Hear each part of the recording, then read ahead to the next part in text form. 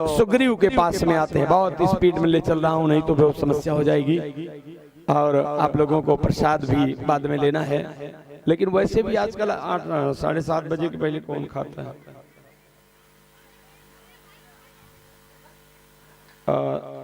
अभी तो 6 बज रहा है, 7 बजे के बाद प्रसाद मिलने वाला है, तैयार हो रहा है।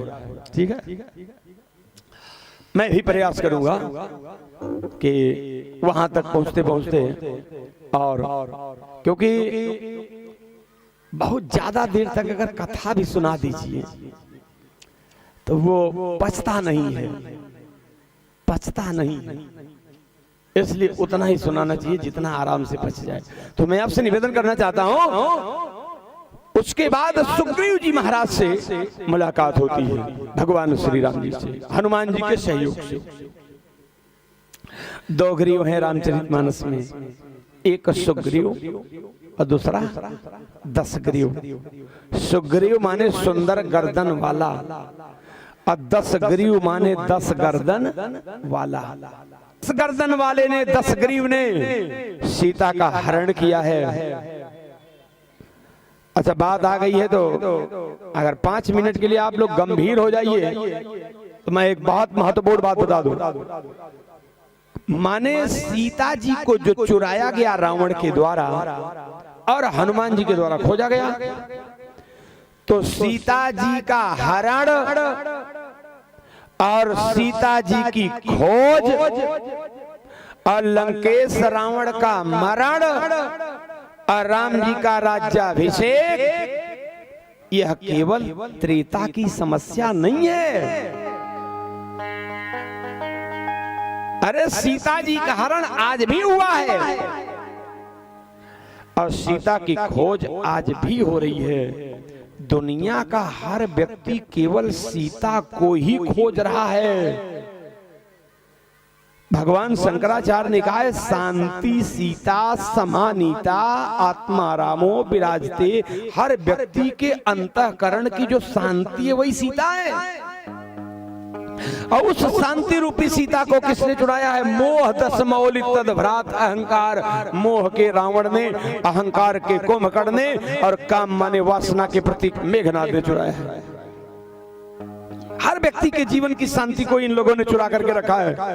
कहाँ रखा है? कहा व्यक्ति के मन में जो प्रतिक्षण संकल्प विकल्प चलता रहता है मन में, उसी संकल्प विकल्प के दुर्ग में मोह के रावण ने शांति रूपी सीता को चुरा करके रखा है। खोज हरदम चल रही है, अभी भी चल रही है हर व्यक्ति के ना। हर व्यक्ति अपनी जिंदगी में केवल शांति को पाना चाहता है, तो शांति की खोज ही तो चल रही है। हमको शांति मिले, लेकिन किसी को मिल नहीं रही है।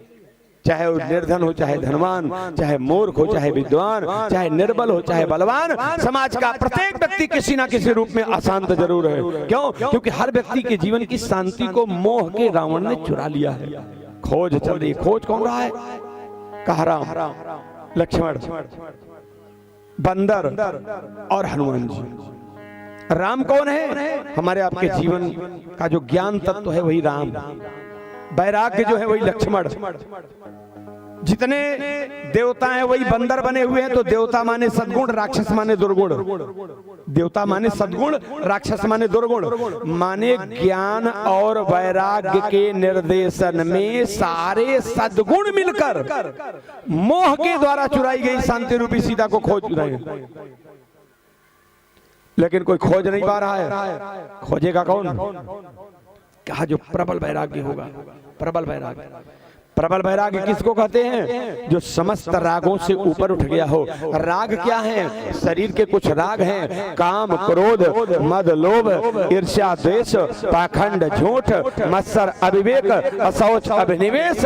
ये सब शरीर के राग हैं। जो इन समस्त रागों से ऊपर उठ गया हो, माने वही खोज सकता है शांति रूपी सीता को। क्योंकि सीता, शांति रूपी सीता इस अंतःकरण के प्रवृत्ति के दुर्ग में, संकल्प विकल्प के दुर्ग में है, जहां का राजा मोह है, रावण। उस मोह की नगरी में बहुत प्रलोभन है। पहला प्रलोभन तो ये कि सोने की नगरी है। बोलो भाई, सोना, सोना में कितना आकर्षण है ना? आकर्षण सोना में। सोचो अगर यही कृष्णा ज्वेलर्स केशव सेठ के घर से लेकर के यहाँ जो पुल है वहां से अब बीएचयू वाले गेट तक अगर सोने का सड़क बन जाए, ईमानदारी से बताओ रात भर किसी को नींद आएगी? जिसको जब ही मौका मिलेगा इतना खोद के लेके भागेगा। दिन में सड़क तैयार, रात में पूरी गायब। सड़क यही पूरी गायब। इतना आकर्षण है सोने में। और वहां जिस लंका नगरी में सीता जी है, अरे सोने में तो इतना आकर्षण है कि जो सीता जी सोने के महल में रहती थी, सोने का महल था कनक भवन, मुंह दिखाई में मिला था। क्या मुंह की दिखाई में बहू बनकर के आई थी, तो सास ने दे दिया था कनक भवन, सोने का महल। सोचो उस सास का कलेजा कैसा रहा होगा। अच्छा अगर आज का सास 20,000 रुपया कोनो गहना मुंह दिखाई में दे दे और 4 दिन बाद झगड़ा हो जाए तो बूढ़ा कहीं हमार लिया कि बोलिए शंकर भगवान की। इतना आकर्षण सोने में, गजब का आकर्षण। मान लीजिए उस माने इतना आकर्षण कि सीता जी का मन सोने के मृगा में चला गया, उसने खींच लिया। सोना लोभ का प्रतीक है। उस लोभ के प्रतीक सोने की नगरी में जाकर शांति को खोजना है। साधारण व्यक्ति वहां टिकेगा। केवल सोने का आकर्षण नहीं है, नरनाग सुर गंधर्व कन्या रूप, उनका रूप कैसा है? मुनिमन मोही, मुनियों के मन को मोहित करने वाला वहां सौंदर्य विराजमान है। ऐसी देवियां वहां हैं। उन लोगों के बीच से अपने ब्रह्मचर्य की रक्षा करके वापस आना होगा। वो सीता को खोजेगा। शांति सीता समानिता आत्मारा मोविरस्ते, वो शांति को पाएगा जो मोह की नगरी में प्रवेश करके और लोभ का प्रतीक जो सोने की लंका है उसको जलाने की ताकत रखता हो। और नरनाग सुर गंधर्व कन्या रूप मुनिमन मोही, ऐसे सौंदर्य के बीच से अपने ब्रह्मचर्य की रक्षा करके वापस आने की क्षमता रखता हो। उन सीता जी को खोजेगा। सबके बस की बात नहीं है। बहरहाल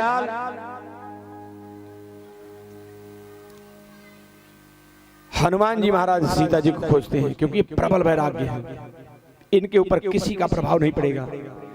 अच्छा सोने की लंका का इनके ऊपर क्या प्रभाव पड़ेगा? मैया सीता के सामने अशोक वाटिका में जब हनुमान जी विराट आकार बनाए थे तो कौन चीज के बनाए थे? कनक भूधराकार शरीरा, सोने के पहाड़ बन गए थे। हनुमान जी की शरीर कौन चीज के? स्वर्ण शैला भरे हम। तो इन्हें सोने का आकर्षण कैसे आकर्षित कर सकता है? सोने का आकर्षण तो उसको आकर्षित कर सकता है जिसके पास सोना ना हो। और सबसे ज्यादा आकर्षण सोने का किसको आकर्षित कर सकता है? कहा पुरुषों को उतना आकर्षित नहीं कर सकता जितना देवियों को कर सकता है। बहुत ज्यादा आकर्षण है देवियों के मन में सोने के प्रति।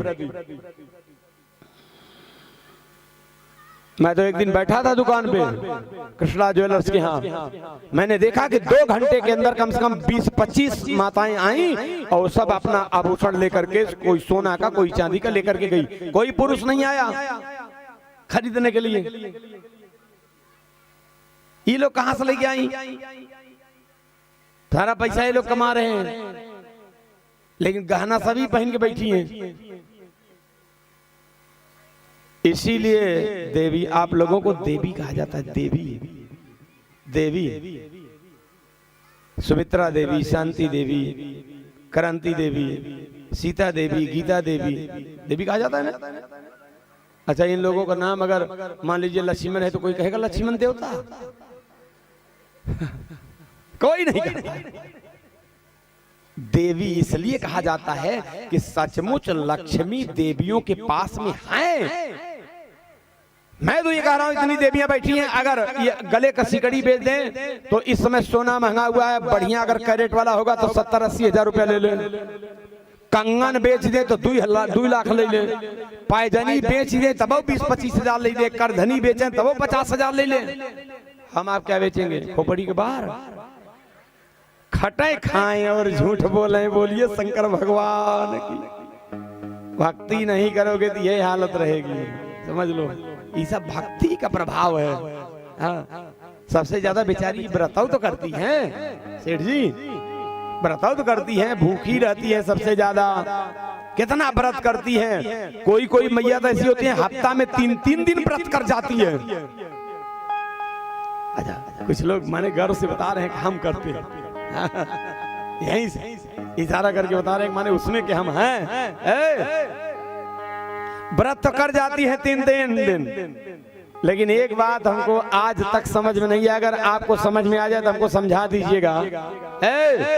जिस दिन व्रत नहीं करती हो उस दिन इतनी बड़ी बड़ी 3 रोटी, इतना चावल, आधी कटोरी दाल, 1 कटोरी सब्जी, इतनी चटनी और 1 गिलास पानी,